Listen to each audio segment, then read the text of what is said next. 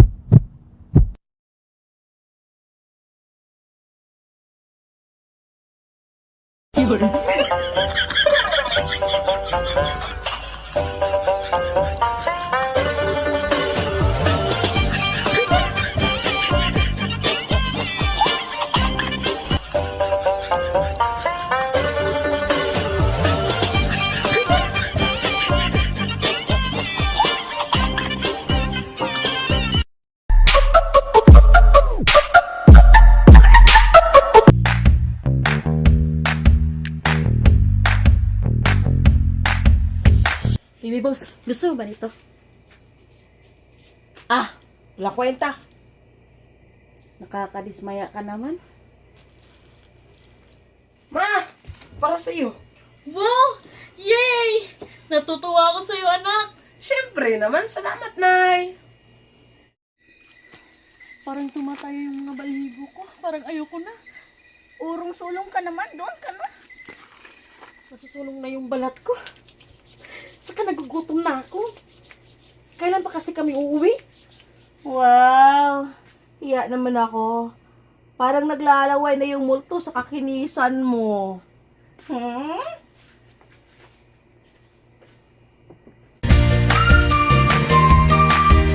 Sa madaling salita, ang mga ekspresyon na nagpapahayag ng damdamin ay mga salita o parirala ginagamit upang malinaw na maipahayag ang damdamin o saloobin. Maaaring nagpapakita ng pagiging masaya, natatakot, nagugulat, pagkalungkot, pagkadismaya, at iba pa.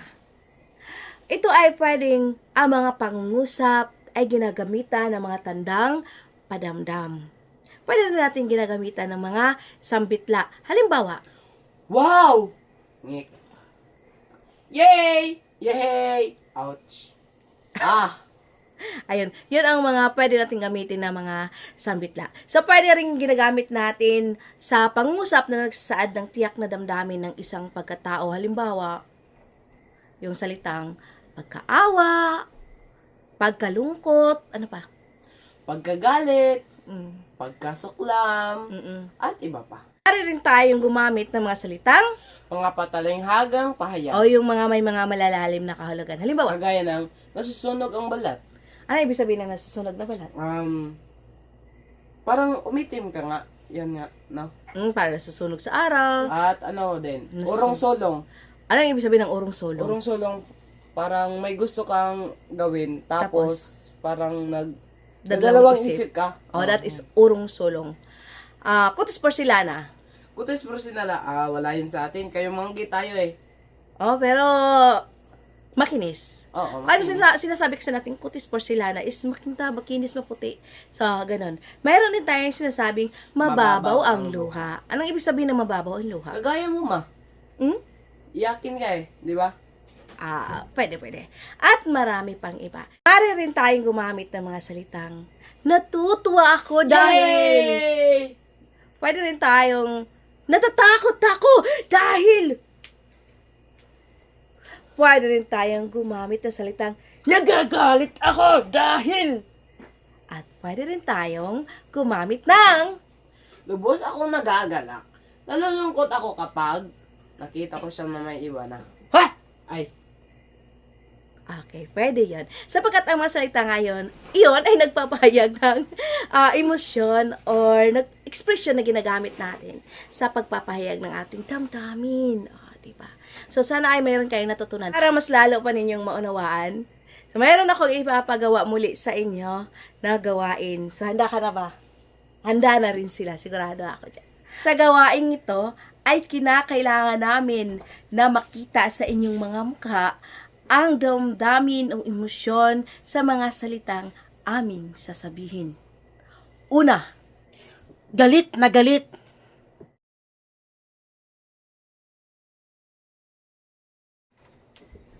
nagsiselos! Nagpapakyut. nagtatampo, Nagugulat. Nagmamakawa.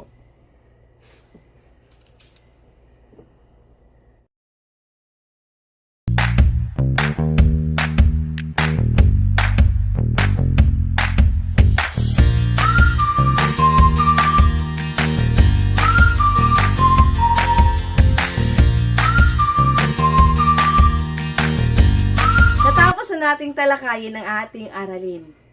Sana ay mayroon kayong natutunan Siyempre, meron. sa ating tinalakay. Hanggang sa muli at sa susunod pa naming isasagawang mga pag-aaral. Kita-kits! Paalam!